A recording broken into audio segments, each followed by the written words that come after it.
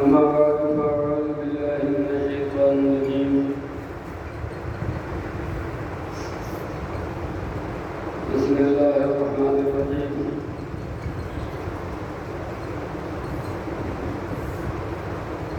ما كان لبشر أن يؤتيه الله الكتاب والحكم والنبوة ثم يقول للناس كونوا عبادا لي من دون الله ولكن كونوا ربانيين بما كنتم تعلمون الكتاب وبما كنتم تدرسون. صدق الله العظيم.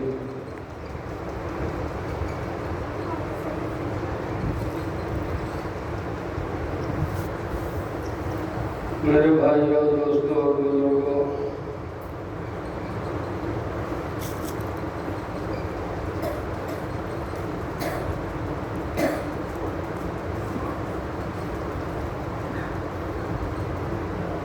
دنیا کا قاعدہ اور دستور یہ ہے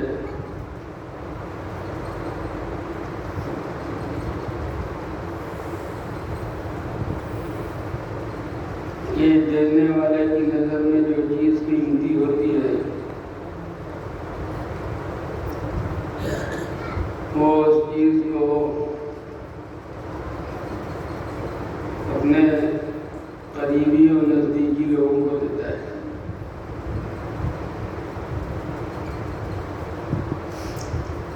جس چیز کی قیمت اس کی نظر میں کم ہوتی ہے وہ دوسرے لوگوں میں تقسیم کرتا ہے، لیکن جس چیز کو قیمتی سمجھتا ہے عام لوگوں میں نہیں بانٹتا بلکہ اپنے خاص لوگوں میں، خاص رشتہ داروں میں تقسیم کرتا ہے۔ میں مثال کے طور پر یہ عرض کروں کہ حاجی صاحبان حج کے لیے جاتے ہیں اور واپسی میں ہدایت کی بجائے ہدیوں سے بھر کے آتے ہیں۔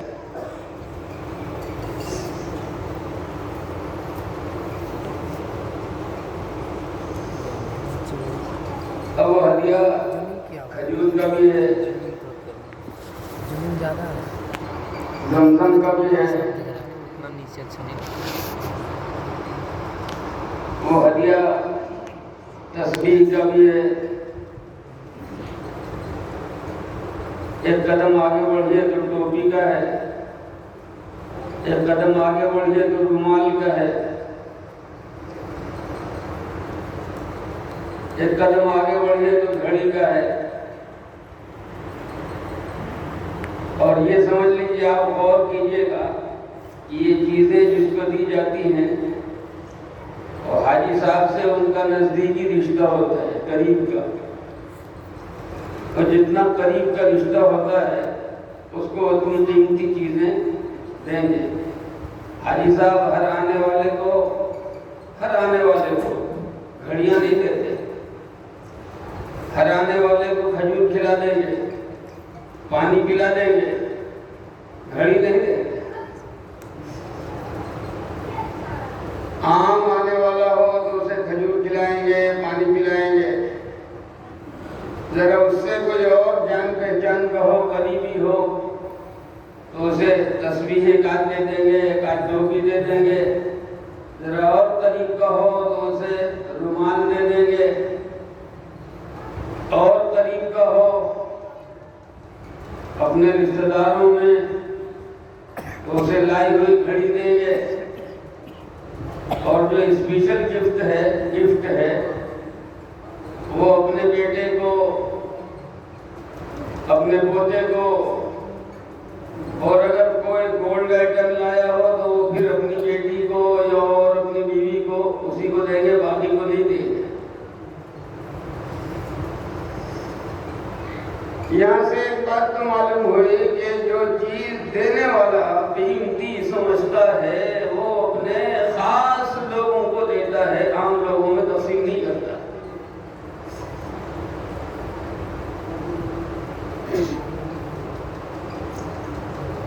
اگر میری بات سمجھ میں آتی ہے تو بہت صاف طریقے سے سن لو میرے دوستوں، میرے دنیا بھی اللہ نے بنائی اور آسمان سے کتابیں بھی اللہ ہی نے اتاری.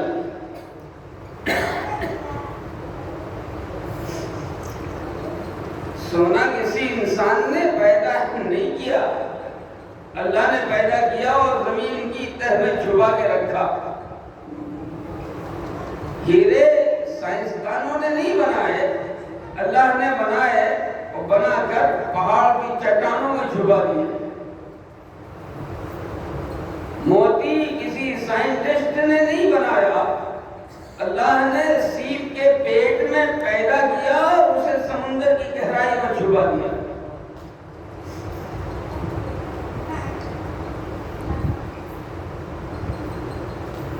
اب دنیا بڑے جتن سے زمین کا سینہ چیر کر وہاں سے سونا نکالتی ہے، تھوڑا تھوڑا کر کے خاک چھانتی ہے، بڑی مشقت کے بعد تیار کرتی ہے اور کہتی ہے کہ یہ بالکل 24 کیرٹ کا ہے، بہت قیمتی ہے.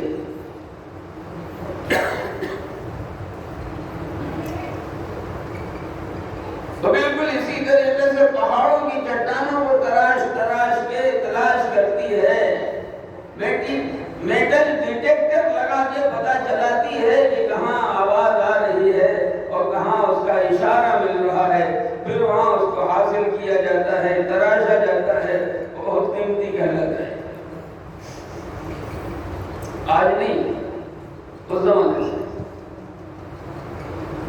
سونا آج قیمتی نہیں بنا. حضرت ابراہیم علیہ السلام کے زمانے میں جو نمرود کا زمانہ تھا، یہ سونا اس وقت بھی قیمتی تھا. اور حضرت موسیٰ علیہ السلام کے زمانے میں جو فرعون کا زمانہ تھا، یہ سونا اس وقت بھی قیمتی تھا. یہ چمکتے ہوئے پتھر اس وقت بھی قیمتی تھے. یہ سمندر کے گہرائی سے نکلا ہوا موتی یہ اس وقت بھی قیمتی تھا. اب ذرا تقسیم دیکھو اللہ رب العزت.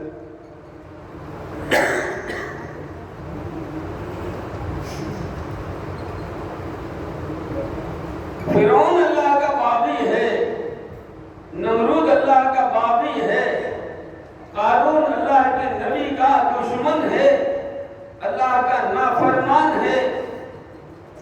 اللہ رب العزت نے سونا چاندی ہیرے جواہر نمرود کو دیے، اپنے دوست اپنے نبی حضرت ابراہیم علیہ السلام کو آسمان سے اتری ہوئی کتاب دی. صحف ابراہیم و موسیٰ. فرعون کے زمانے کو دیکھو، دنیا کی بادشاہت، دنیا کی دولت، دنیا کے چمکیلے پتھر یہ اللہ نے فرعون کی جھولی میں ڈالے. حضرت موسیٰ علیہ السلام کو آسمان سے اتری ہوئی تورات عطا فرمائی.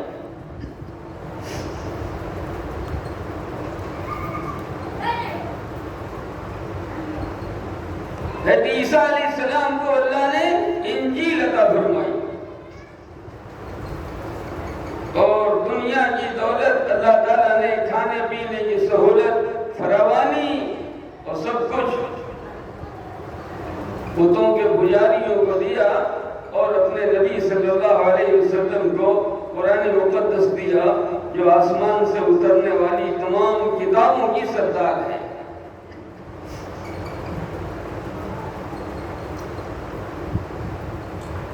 پھر سے ذرا دوہرا کے یاد کرو،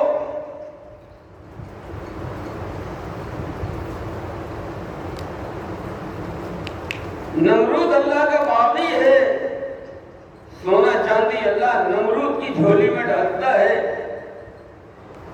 حضرت سیدنا ابراہیم علیہ السلام اللہ کے دوست ہیں، آسمانی کتاب اللہ رب العزت حضرت ابراہیم علیہ السلام کے حوالے کرتا ہے. دنیا کی دولت، دنیا کی چیزیں اللہ تعالیٰ فرعون کی جھولی میں ڈالتا ہے. دنیا کا خزانہ اللہ تعالیٰ قارون کی جھولی میں ڈالتا ہے. لیکن آسمان سے اتاری گئی کتاب اللہ پاک قارون کو نہیں دیتا، فرعون کو نہیں دیتا، بلکہ حضرت موسیٰ علیہ السلام کو عنایت کرتا ہے۔ نبی اکرم صلی اللہ علیہ وسلم کے زمانے میں گھوڑے، بکریاں، چیزیں، دولت، دینار، درہم یہ دوسروں میں بانٹتا ہے۔ جو اللہ کو نہیں مانتے، جو اللہ کے غیروں کو مانتے ہیں، بتوں کے آگے اپنا سر جھکاتے ہیں، اور نبی اکرم صلی اللہ علیہ وسلم جو نبیوں کے سردار ہیں ان کو اللہ پاک روپے، پیسے، دولت نہیں دیتا، بلکہ آسمان سے اترنے والی تمام کتابوں کی جو سردار کتاب ہے قرآن مقدس، وہ اپنے نبی کے حوالے کرتا ہے۔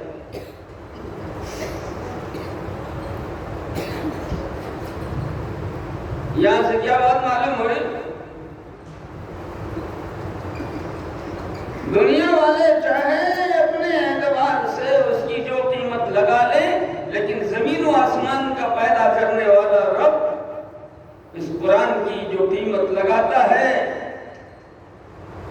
اس کا اندازہ کسی کو نہیں ہے۔ دنیا کے تمام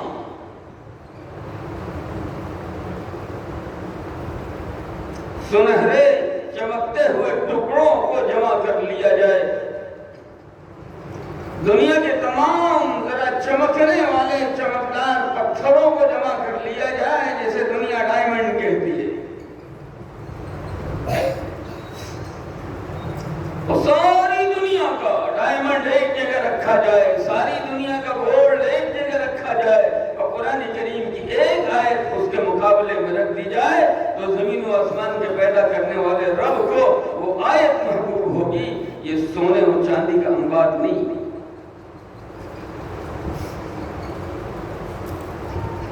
یہاں سے میں ایک بات عرض کرنا چاہتا ہوں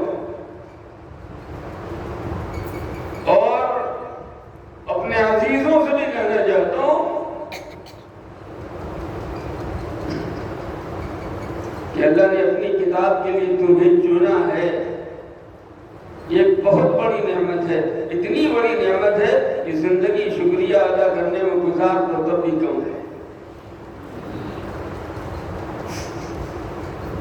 اللہ نے اپنی کتاب کی خدمت کے لیے، اللہ نے اپنی کتاب کی حفاظت کے لیے تمہارا انتخاب کیا ہے۔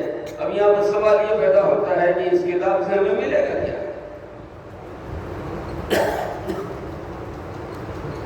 کوئی کہہ سکتا ہے اس کتاب سے ہمیں ملے گا کیا؟ کیا کریں گے؟ تو کہیں جائیں گے مؤذن بنیں گے تو 6,000 روپے، 7,000 روپے، 8,000 روپے، اس سے بات کریں گے، اور کہیں جائیں گے امامت کریں گے، اس سے کچھ سکے مل جائیں گے تھوڑے سے، لیکن اس میں کیا ہوتا ہے؟ دنیا ڈھیروں کما رہی ہے اور ہم بیٹھ کے ترس رہے ہیں، ان کا منہ دیکھ رہے ہیں۔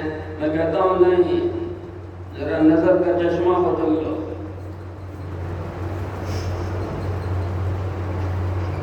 نظر کا چشمہ بدل لو، اس اللہ پہ بھروسہ کرو گے تو خدا کی قسم 1,00,000 میں اس کی ضرورت پوری نہیں ہونے دے گا، اور 5,000 میں سہولت کے ساتھ تمہاری ضرورت پوری کرائے گا۔ کیونکہ کام بنانا اور چلانا تو اس کا کام ہے، اور تھوڑے کو زیادہ کرنا، تھوڑے کو زیادہ کے لیے کافی بنانا، یہ بھی اس کا کام ہے۔ حدیث پاک اٹھا کے دیکھو، حضرت سیدنا ابو ہریرہ رضی اللہ تعالیٰ عنہ کی وہ حدیث مشہور ہے کہ بھوک لگی، کئی دنوں سے کھانے کو نہیں ملا تھا،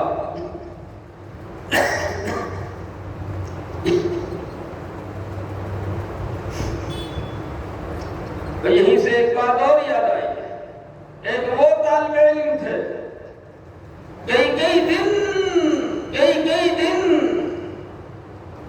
اپنے منہ کے اندر کوئی لقمہ نہیں لیا، کھانے کی کوئی چیز نہیں اتری، بھوکے ہیں، لیکن علم کی پیاس اتنی ہے کہ نبی کا در نہیں چھوڑ رہے ہیں۔ اور آج ہم ہیں، اگر طالب علم بن کر کسی مدرسے میں داخل ہوتے ہیں، ذرا ایک وقت دال پتلی ہو گئی تو سب کو دکھاتے پھریں گے، دیکھو یہ مدرسے کی دال ہے، اس کو کھا کے کتنے دن پڑھا جائے گا۔ میں کہتا ہوں اس علم کی خاصیت اللہ رب العزت نے یہ رکھی ہے کہ اس کو حاصل کرنے کے لیے جب تک مشقت نہیں اٹھاؤ گے یہ علم تمہارے سینے میں نہیں آئے گا۔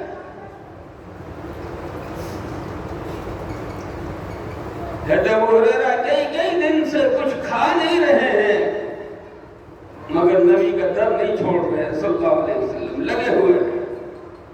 بھوک بڑھی، مسئلہ پوچھنے کے لیے حضرت عمر کے پاس پہنچ گئے اور دل میں یہ تھا کہ حضرت عمر چہرہ دیکھیں گے، پہچان جائیں گے کہ چہرے کا حال کیا ہے، اندر کا پتہ چلے گا تو گھر لے جا کے کچھ کھلا دیں گے۔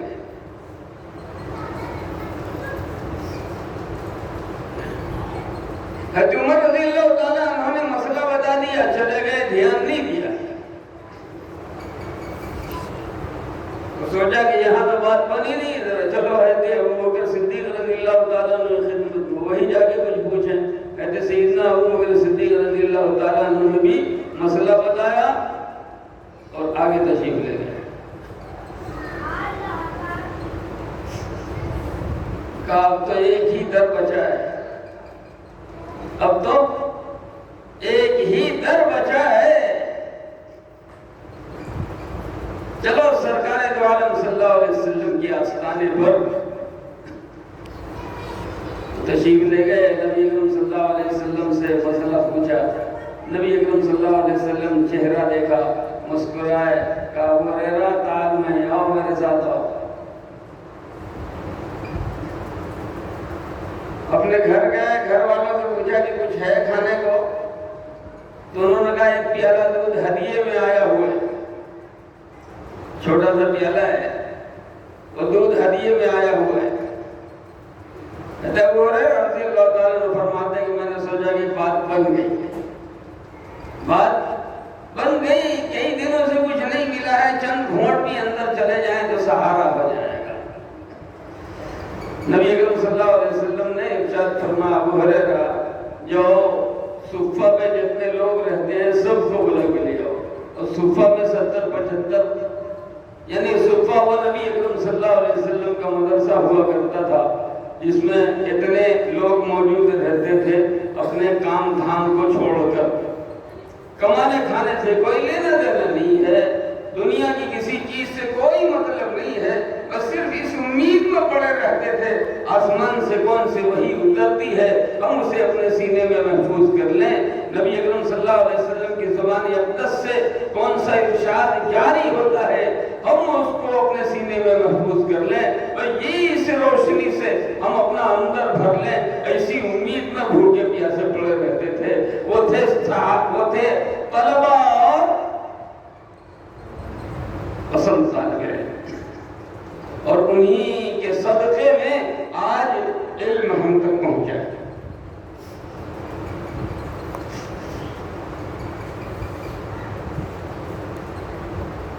نبی اکرم صلی اللہ علیہ وسلم نے ارشاد فرمایا ابو ہریرہ جاؤ صفہ پہ جتنے لوگ ہیں سب کو بلا کے لے آؤ۔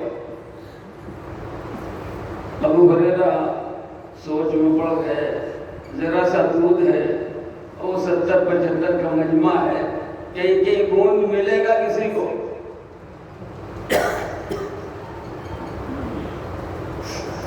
چلنے لگے تو پیچھے سے ارشاد ہوا وَمَن لَقِيكَ يَا أَبَا هُرَيْرَةَ، آتے جاتے جو ملے اسے بھی سمیٹ لے۔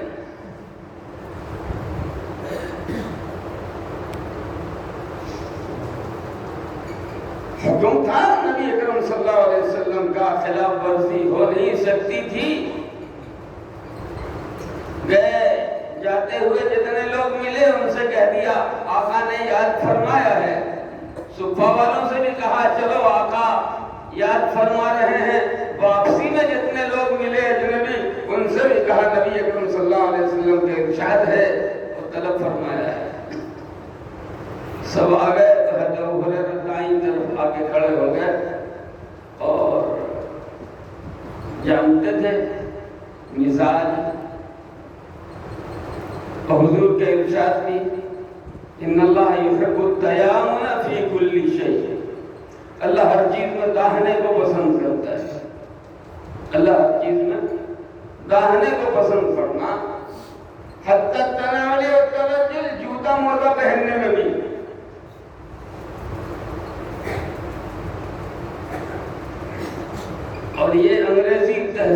ایسا منحوس سایہ ہمارے اوپر جب پڑا ہے تو ہم جیسے مولویوں نے بھی دسترخوان پہ بیٹھ کے جھوٹا ہونے کے ڈر سے بجائے دائیں ہاتھ بڑھانے کے بائیں ہاتھ سے چمچہ پکڑنا سیکھ لیا ہے۔ آقا نے فرمایا ان اللہ یحب التیامن فی کل شیء، ہر چیز میں اللہ داہنے کو پسند کرتا ہے، اور بایاں یہ تو اللہ کے دشمنوں کی تہذیب ہے۔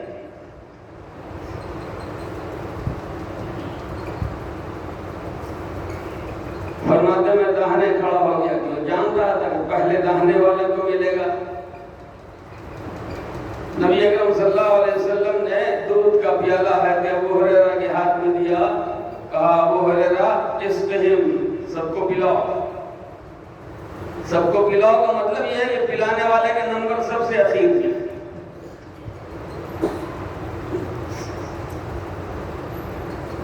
سب کو پلاؤ اس کا مطلب کیا ہے؟ ساقی القومی آخرہم شربا، پلانے والا سب سے اخیر میں پیتا ہے۔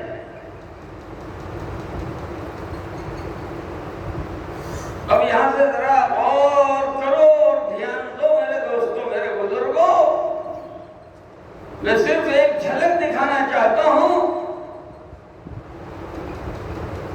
اور لوگوں کے دماغ میں جو کیڑے پل رہے ہیں ان کیڑوں کو جھاڑنا چاہتا ہوں۔ ایک نے پیا، دوسرے نے پیا، تیسرے نے پیا، چوتھے نے پیا، سب منہ لگا لگا کے پیتے چلے جاتے ہیں۔ ہمارے یہاں جو یہ عادت مشہور ہو گئی نا کہ جھوٹا ہو گیا دھو تب دوسرے کو دو،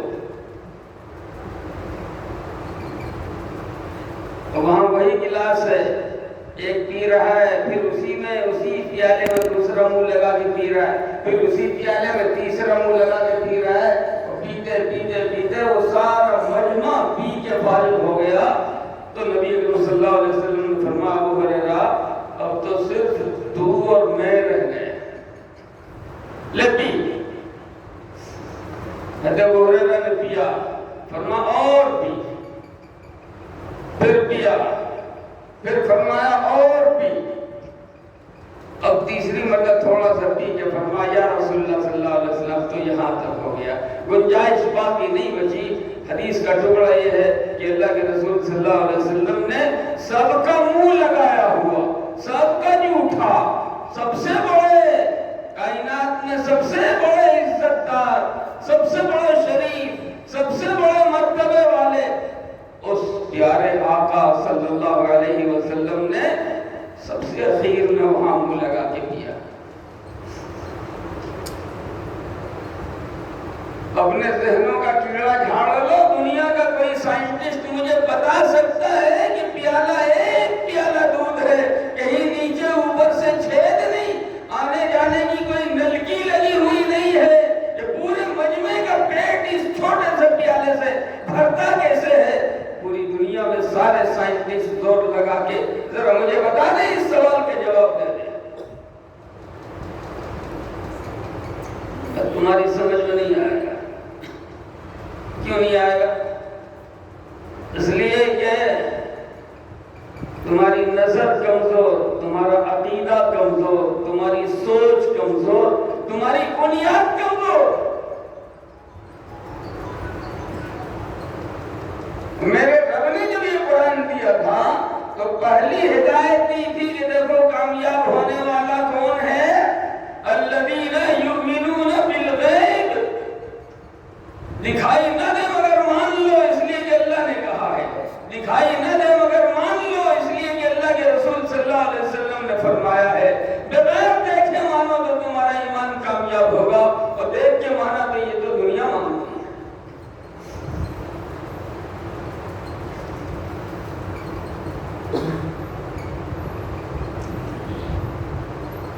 میں عرض کرتا ہوں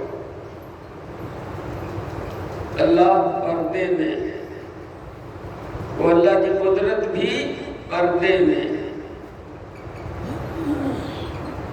اللہ پردے میں، اللہ کی قدرت بھی پردے میں، لیکن اس کے اثرات ظاہر ہوتے ہیں،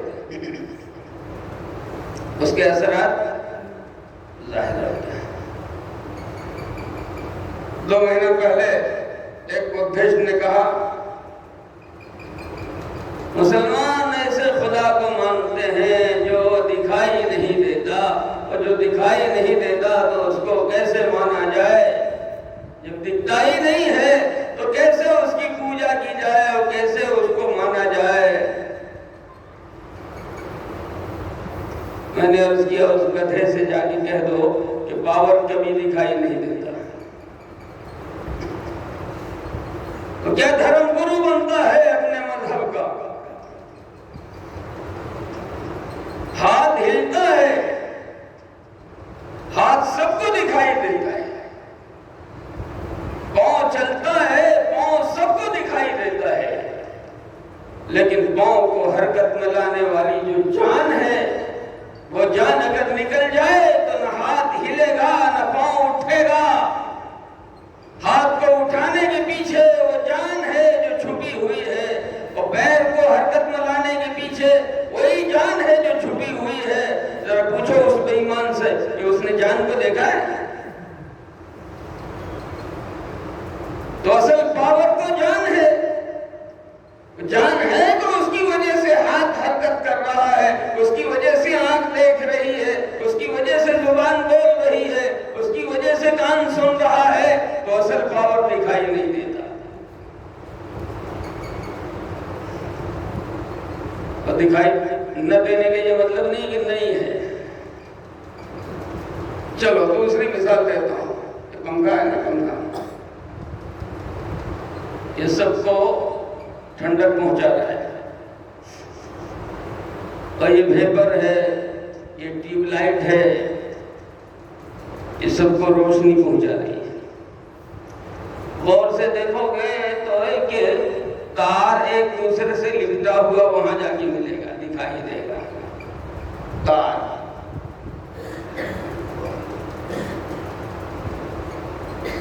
لیکن میں کہتا ہوں کہ کیا اس تار کی وجہ سے پنکھا چل رہا ہے؟ اس تار کی وجہ سے یہ مرکری جل رہی ہے؟ اس تار کی وجہ سے یہ ویپر روشنی دے رہا ہے؟ نہیں، کیونکہ اگر وہاں سے جہاں سے یہ تار جڑا ہوا ہے کنیکشن کاٹ دیا جائے، ڈسکنیکٹ کر دیا جائے، تو تار تو رہے گا، پنکھا چلے گا نہیں۔ تار تو رہے گا، مرکری جلے گی نہیں۔ اس کا مطلب یہ ہے کہ تار سے نہیں ہو رہا ہے، تار کے اندر جو کرنٹ دوڑ رہا ہے، جو پاور ہے، اس کی وجہ سے روشنی آ رہی ہے، اس کی وجہ سے پنکھا چل رہا ہے۔ تار تو پوری دنیا دیکھ رہی ہے، لیکن کیا کسی نے اس کرنٹ کو دیکھا ہے؟ تو میں عرض کرتا ہوں کہ پاور ہمیشہ پردے میں رہتا ہے، پاور ہمیشہ، اور جب دنیا کا معمولی سا پاور پردے میں رہتا ہے تو زمین و آسمان کے نظام کو چلانے والا جو بہت بڑا عظیم طاقت ہے، جو قادر مطلق ہے، اس کو کیسے تم دیکھ سکتے ہو؟ وہ تمہیں کیسے دکھائی دے سکتا ہے؟ لیکن دکھائی نہ دینے کا یہ مطلب نہیں ہے کہ وہ نہیں ہے۔ دکھائی نہ دینے کا مطلب یہ نہیں ہے کہ نہیں ہے۔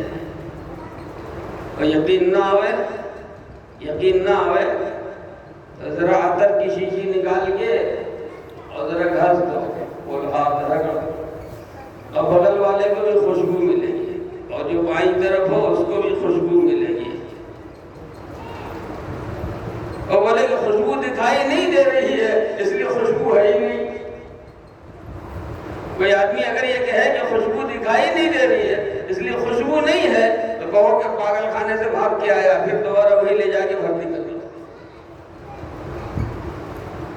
نہ دیکھنا، نظر کا نہ آنا، یہ اس کے نہ ہونے کی علامت نہیں ہے۔ دکھائی نہیں دیتا لیکن ہے، ہوا دکھائی نہیں دیتی لیکن ہے، خوشبو دکھائی نہیں دیتی لیکن ہے، بدبو دکھائی نہیں دیتی لیکن ہے، بالکل اسی طریقے سے پاور دکھائی نہیں دیتا لیکن ہے۔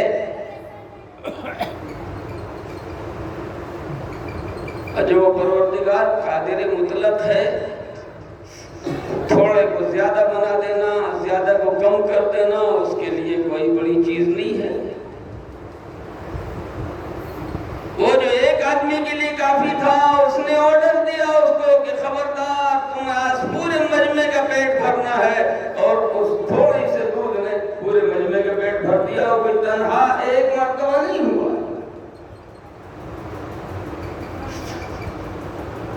حضرت جابر رضی اللہ تعالیٰ عنہ کی مشہور روایت ہے، خندق کا موقع ہے، بہت تنگی بہت پریشانی مسلمانوں کے ساتھ، ہر آدمی کو 10 ہاتھ لمبی چوڑی گہری زمین دی گئی ہے پتھریلی کھودنے کے لیے. میرے آقا صلی اللہ علیہ وسلم نے بھی 10 ہاتھ لمبی چوڑی اور گہری زمین اپنے حصے میں دی ہے. کھودتے کھودتے حضرت ایک صحابی نے شکایت کیا کنارے لے جا کے، یا رسول اللہ صلی اللہ علیہ وسلم کھانے کو نہیں ملا ہے بہت دنوں سے. کپڑا اٹھا کے دکھایا کہ ایک پتھر سہارا دینے کے لیے باندھ رکھا ہے. نبی اکرم صلی اللہ علیہ وسلم نے دوسروں سے چھپا کے تسلی دینے کے لیے اس کے سامنے اپنا پیراہن مبارک اٹھایا کہ میاں تم نے تو ایک پتھر باندھا ہے، میرا بھی یہی حال ہے، میں نے سہارا دینے کے لیے 2 پتھر باندھ رکھے ہیں.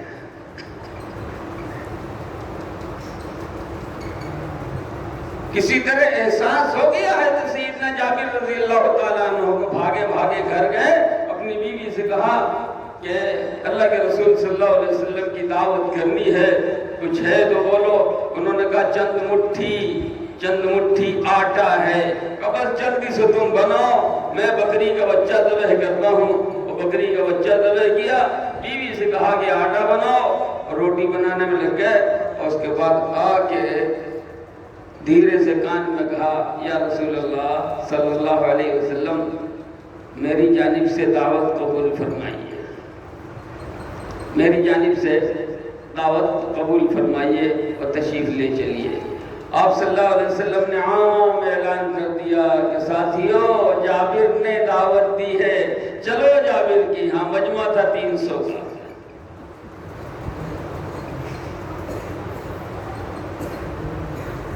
مجمع 300 کا ہے، اور کھانے کے نام پہ چند مٹھی، کلو نہیں، کنٹل نہیں، چند مٹھی آٹا ہے اور ایک چھوٹا سا بکری کا بچہ اسے ذبح کیا ہے. جیسے ہی میرے آقا صلی اللہ علیہ وسلم نے اعلان فرمایا ہے کہ جابر کے تو ہاتھ پیر پھول گئے، دوڑے دوڑے آئے اپنی بیوی کے پاس، کہا ارے خدا کی بندی کوئی انتظام کہیں سے ہو سکتا ہے، بول قرض لینا پڑے کوئی حرج کی بات نہیں ہے، کہیں سے بھی انتظام کر. کہا ہوا کیا؟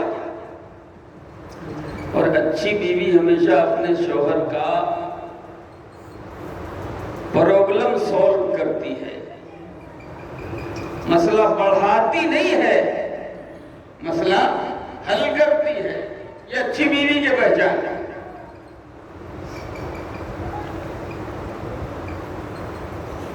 کہا تم بڑے بے چین ہو رہے ہو، ہوا کیا پہلے یہ بتاؤ.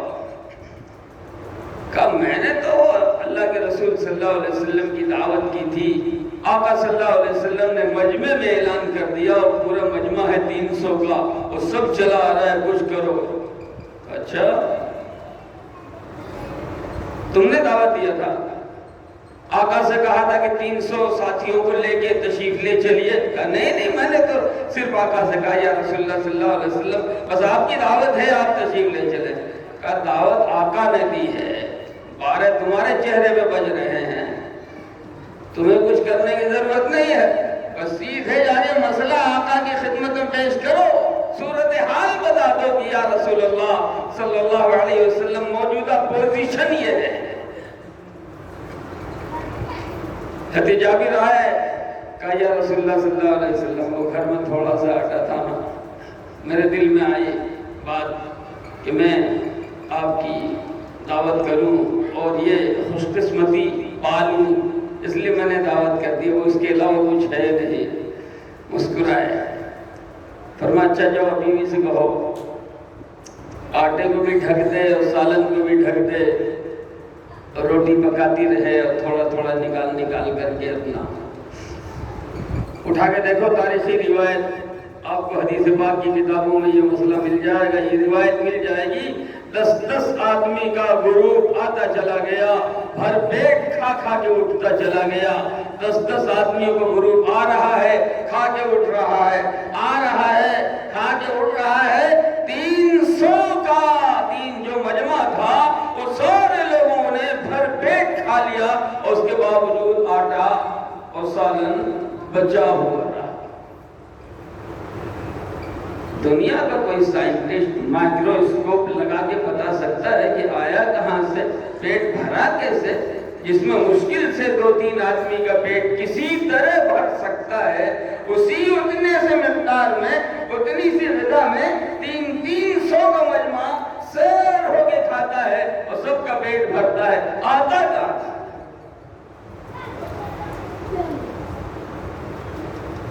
یہ یقین بنایا اللہ رب العزت نے اپنے نبیوں کا،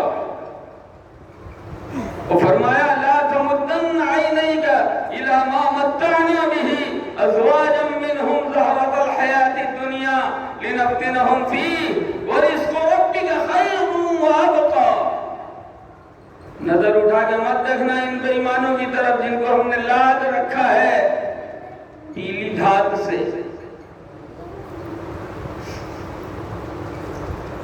ان بے ایمانوں کی طرف نظر اٹھا کے مت دیکھنا جن کے دروازوں پہ ہم نے ڈبل کار لگا کے رکھی ہے، ڈبل سواریاں رکھی ہے، ان بے ایمانوں کی طرف نظر اٹھا کے مت دیکھنا جن کے پاس ڈبل فلیٹ ہیں، ان کی طرف نظر اٹھا کے مت دیکھنا جن کے پاس ڈبل کارخانے ہیں۔ لا تمدن عینیک الی ما متعنا به ازواجا منهم زہرة الحیاۃ الدنیا۔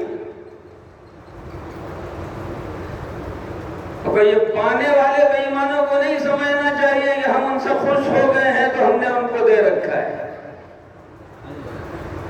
نہ آدمی کسی کو جب دیتا ہے تو 2 طرح دیتا ہے، کبھی خوشی میں پیار سے دیتا ہے اور کبھی ناراضگی میں غصے سے دیتا ہے۔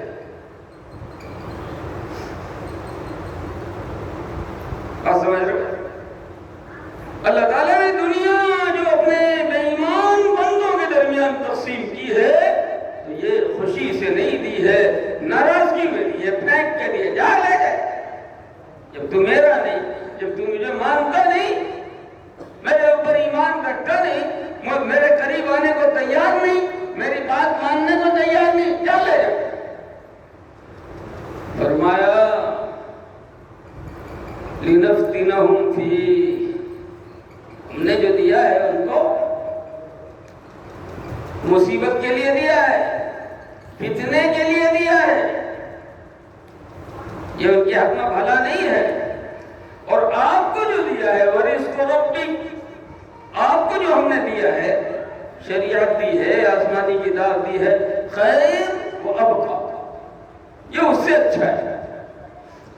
تو میں یہی عرض کرنا چاہتا ہوں میرے عزیزوں،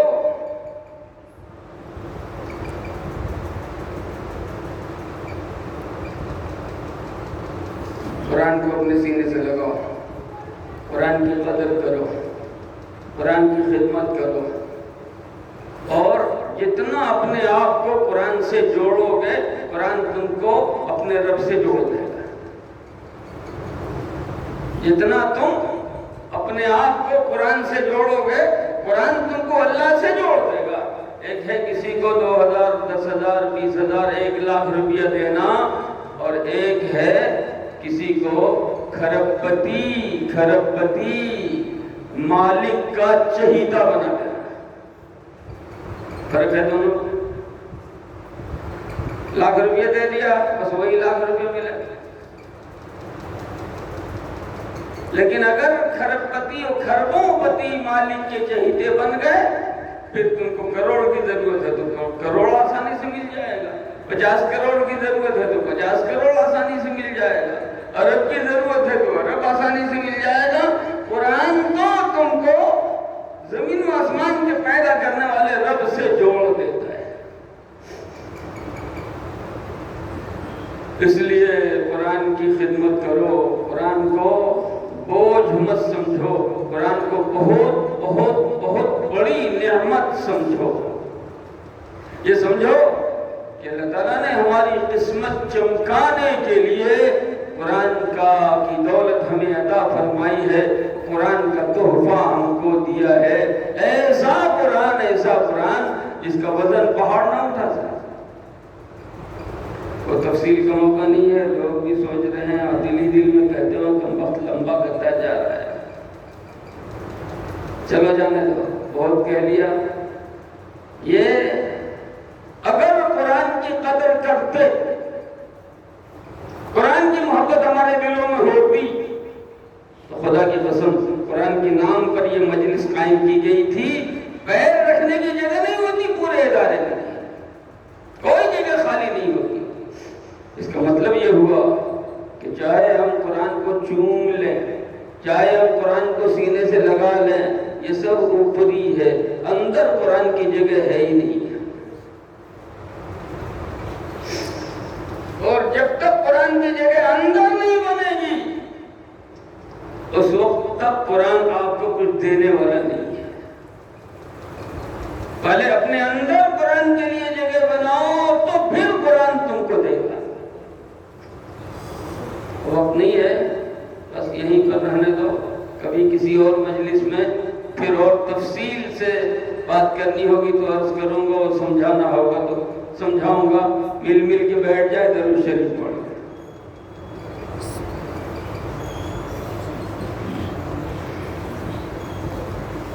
دعا فرماؤ اللہ تعالیٰ تجلی دعا فرماؤ کہ اللہ تعالیٰ ہمیں قرآن کی سچی محبت نصیب فرمائے، اور اللہ تعالیٰ ہمیں قرآن کے سائے میں زندگی گزارنے والا بنائے۔